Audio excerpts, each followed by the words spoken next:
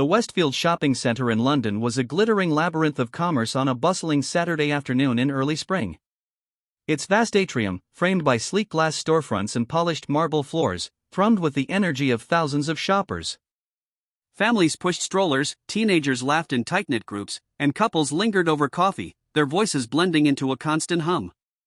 The air was rich with the scents of cinnamon pretzels, high-end perfumes, and the faint metallic tang of escalators in constant motion. Amid this lively chaos was Emily Harper, a woman in her late 30s whose quiet presence seemed almost out of place. Her auburn hair was pulled back in a loose ponytail, and her hazel eyes, though warm, carried a shadow of grief. 2 years earlier, her husband, Tom, a British Army sergeant, had been killed by a roadside bomb in Afghanistan, leaving Emily to raise their 6-year-old daughter, Lily, alone. That day, Emily was on a mission to find a birthday gift for Lily, a sparkly stuffed unicorn her daughter had seen in a shop window weeks ago. She clutched a small shopping bag containing a picture book she'd already bought, her steps careful as she navigated the crowd, her mind caught between Lily's excited chatter about her upcoming birthday and the ever-present ache of Tom's absence. Across the mall, near the central fountain where water cascaded in rhythmic arcs, a man named Derek Vaughan held court. At 42, Derek was a hulking figure, his broad shoulders and buzzcut hair accentuated by a tight black t-shirt emblazoned with a tactical logo. A former Navy SEAL, he'd left active duty a decade ago but carried his military past like a crown, weaving it into every conversation whether it fit or not. His loud voice boomed over the mall's ambient noise as he regaled a small group of acquaintances, gym buddies and casual hangers-on, with a story about a supposed covert mission in the Persian Gulf. The tale was embellished, as most of his stories were, but Derek didn't care if his audience believed every word. He thrived on their attention, their nods, even their half-hearted chuckles. His friends leaned against a railing, their expressions a mix of tolerance and boredom, but Derek was undeterred, his eyes scanning the crowd for someone new to impress or, better yet, dominate. He was the kind of man who saw every interaction as a chance to assert his superiority, and the busy mall was his stage. Emily, lost in thought as she passed a toy shop's colorful display, didn't see Derek as she rounded a corner. Her shoulder brushed against his arm, and her shopping bag grazed his elbow, barely making contact. She froze, her heart skipping a beat, and immediately turned to apologize. "Oh, I'm so sorry," she said, her voice soft but clear, her eyes wide with sincerity. "I didn't see you there." Derek's head snapped toward her, his face twisting into a sneer. He saw a slight woman, unassuming and flustered, and something in her vulnerability lit a spark in him. "Watch where you're going, lady," he barked, his voice cutting through the crowd like a gunshot. Heads turned, and he stepped closer, towering over Emily, his bulk casting a shadow. "You think you can just stumble into people and not pay attention? What's your deal?" Emily's pulse quickened, her hands tightening around her shopping bag until her knuckles whitened. She felt the weight of eyes on her, the crowd's curiosity pressing in.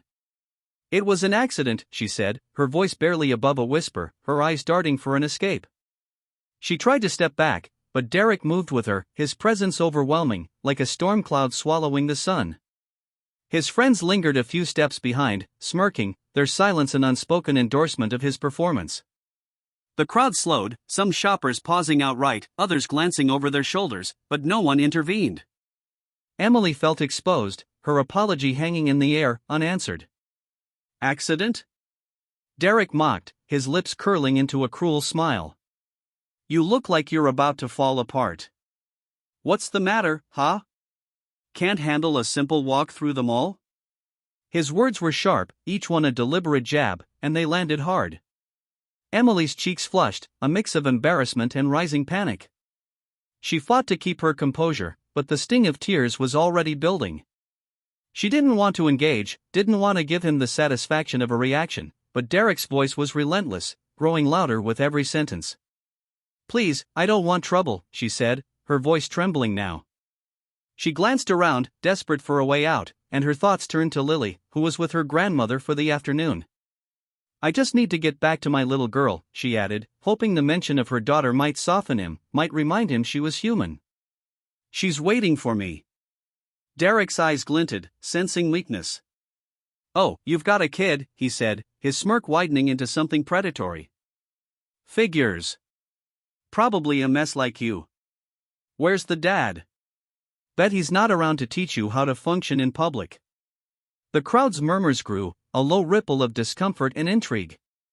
Emily's face crumpled, Derek's words slicing into the wound of Tom's death. She couldn't speak, couldn't find the breath to explain that her husband was gone, that she was doing her best alone. Her silence only fueled Derek's cruelty. "What, did he ditch you?" he pressed, leaning closer, his voice dripping with mockery.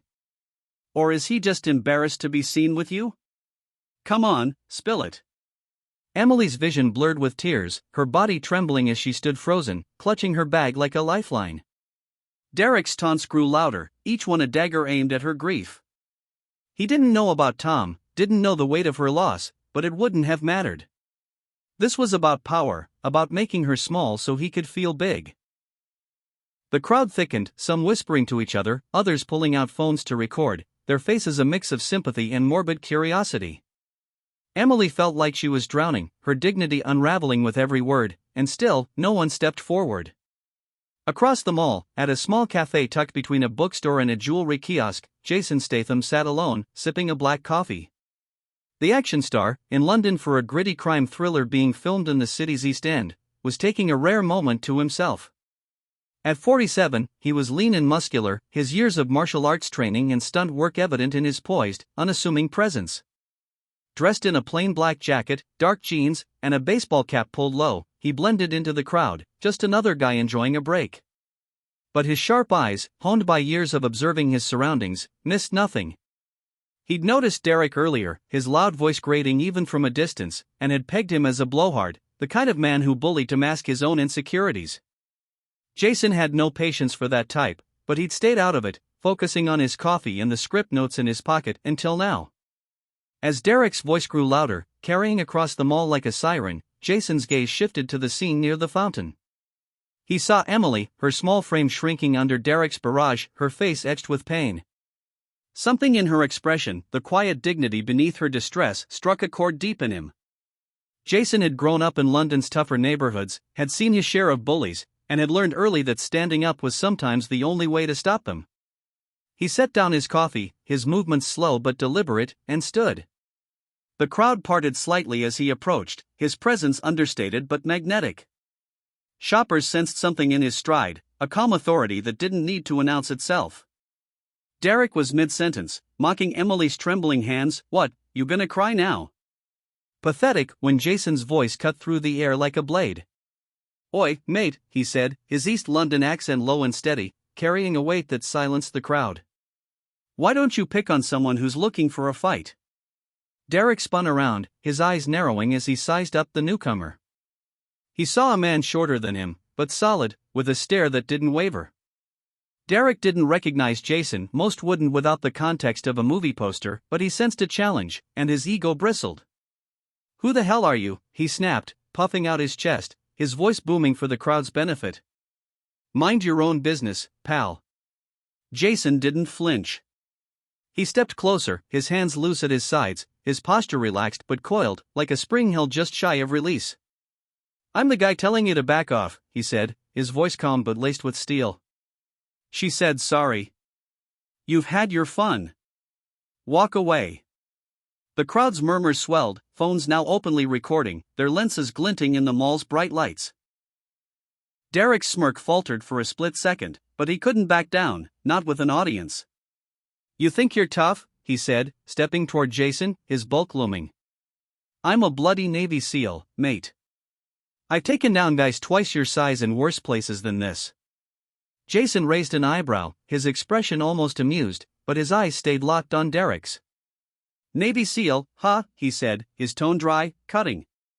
"Funny, you don't look like you've seen action since the buffet line." A ripple of laughter ran through the crowd, sharp and sudden, and Derek's face flushed with rage. Jason's quip wasn't just a jab, it was a calculated move to shift the dynamic, to make Derek the one on display, his bravado exposed as hollow. Emily, still shaken, saw her chance to slip away. She took a step back, her heart pounding, but Jason subtly shifted his stance, keeping himself between her and Derek without breaking eye contact. "Go on, love," he said to her quietly, his voice steady, reassuring. "You're all right." Emily hesitated, her breath catching, then nodded, clutching her bag as she hurried toward the escalator. She glanced back once, her eyes meeting Jason's, and saw a flicker of kindness in his gaze, a silent promise that she was safe. She mouthed a trembling thank you before disappearing into the crowd, her legs shaky but her resolve strengthened. Derek, now humiliated in front of the growing throng, clenched his fists, his knuckles white. "You're gonna regret this," he growled, his voice thick with anger. He shoved Jason's shoulder, a clumsy, aggressive move meant to reassert dominance. It was a mistake. Jason moved like lightning, his hand snapping up to grab Derek's wrist. In one fluid motion, he twisted it just enough to make Derek wince, his body instinctively bending to relieve the pressure. The move was precise, controlled, a testament to Jason's years of training in Brazilian jiu-jitsu, kickboxing, and his work as a stunt performer. He didn't need to throw a punch to make his point, the quiet efficiency of his response was enough. "I don't want to embarrass you more than you've already done yourself," Jason said, his voice low and even, each word measured. "But push me again, and you'll be on the floor." He held Derek's wrist for a moment longer, letting the warning sink in, his eyes never leaving Derek's. The crowd was silent now, the tension palpable, every phone capturing the moment. Jason released Derek's wrist and stepped back, his hands loose but ready, his stance relaxed but unmistakably prepared. Derek's friends, sensing the tide turning, moved in. "Come on, man, let's go," one muttered, tugging at his arm, his voice urgent. The crowd's phones were still rolling, their lenses unforgiving, and Derek knew he was losing face. His bravado cracked, his eyes darting between Jason and the onlookers, his confidence unraveling. "This ain't over," he spat, but his voice lacked conviction, the words hollow. He turned and stormed off, his crew trailing behind, their earlier smirks replaced by awkward glances. The crowd erupted in scattered applause, some cheering, others shaking their heads in disbelief, a few calling out "Nice one, mate," as Derek's figure retreated. Jason didn't acknowledge the cheers or the phones still pointed his way. He turned to check on Emily, who was now out of sight, lost in the crowd near the escalator. He gave a small nod to himself, satisfied she'd gotten away, then walked back to his cafe table, his stride unhurried. The mall buzzed with excitement, the air electric with whispers of, "Was that Jason Statham?" Shoppers clustered in small groups, replaying videos on their phones, their voices a mix of awe and amusement. By evening, clips titled "Jason Statham Shuts Down Bully at London Mall" were trending on platforms like X, TikTok, and Instagram, racking up millions of views. Commenters praised his calm but commanding presence, with some joking about Derek's misfortune. "Bloke thought he was in a pub scrap, not a transporter sequel," one ex-post read, earning thousands of likes. Another called Jason the ultimate dad energy, while others debated whether Derek's SEAL credentials were even real. Emily, safely home in her small flat in North London, replayed the moment in her mind as she tucked Lily into bed. She'd found the unicorn plushie after leaving the scene, a small victory that felt monumental after the ordeal.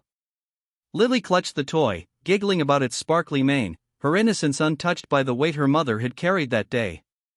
Emily sat by her daughter's bedside, her fingers tracing the edge of a framed photo of Tom in his uniform, his smile frozen in time. She didn't know the man's name, didn't know he was a celebrity, but she'd never forget his face, the stranger who'd stepped in when the world felt cruel. The encounter had shaken her, but it also stirred something dormant. She felt a flicker of hope, a reminder that kindness could still pierce the darkness. That night, she called her therapist, scheduling a session for the first time in months, and made a mental note to take Lily to the park tomorrow. Small steps, but steps nonetheless. Derek, meanwhile, slunk back to his usual haunts, a dive bar on the outskirts of the city where the lighting was dim and the patrons didn't ask questions. He tried to laugh off the encounter, spinning his story about how he'd let the guy off easy to save face, but his friends weren't buying it. The video was already circulating, shared in group chats and posted on local forums, and their teasing was merciless. "Navy SEAL, my arse," one muttered, and Derek's usual bravado faltered, his laugh forced. He avoided the Westfield from then on, the memory of the crowd's laughter and Jason's unflinching stare burning in his mind. His loud stories grew quieter, at least for a while, and he found himself glancing over his shoulder in public, half expecting to see that steely gaze again. Deep down, he knew he'd been outmatched, not just physically but in character, and that truth stung more than any bruise could. Jason, back on his film set the next morning, brushed off questions from his crew about the viral video. "Just some guy being a prat," he said with a shrug, his focus already on the next scene, a high-octane chase sequence through a warehouse. His co-star, a younger actor eager for Hollywood stories, pressed for details, but Jason just chuckled, his eyes glinting with that familiar wry humor. "Kid, you don't need a script to know when someone's asking for a lesson," he said, then turned back to his script notes. Those who knew him saw the faintest smirk. He'd done what needed doing, no more, no less. His stunt coordinator, a grizzled veteran who'd worked with him for years, clapped him on the shoulder, muttering, "Bloody legend," but Jason waved it off, uncomfortable with the fuss. The incident became a kind of urban legend in the Westfield, a story shoppers retold with a mix of awe and pride. Some claimed they'd been there, embellishing their proximity to the action, while others debated whether it was really Jason Statham or just a look-alike with serious guts. The mall's security team, who'd arrived too late to intervene, watched the videos with raised eyebrows, quietly relieved someone else had handled it. For Emily, the encounter was more than a story, it was a turning point. She started therapy again, began taking Lily to the park more often, and even joined a support group for military widows, her voice growing steadier with each meeting. She smiled a little easier, laughed a little louder, and when Lily asked why she seemed happier, Emily just hugged her, saying, "Because the world's not all bad, sweetheart."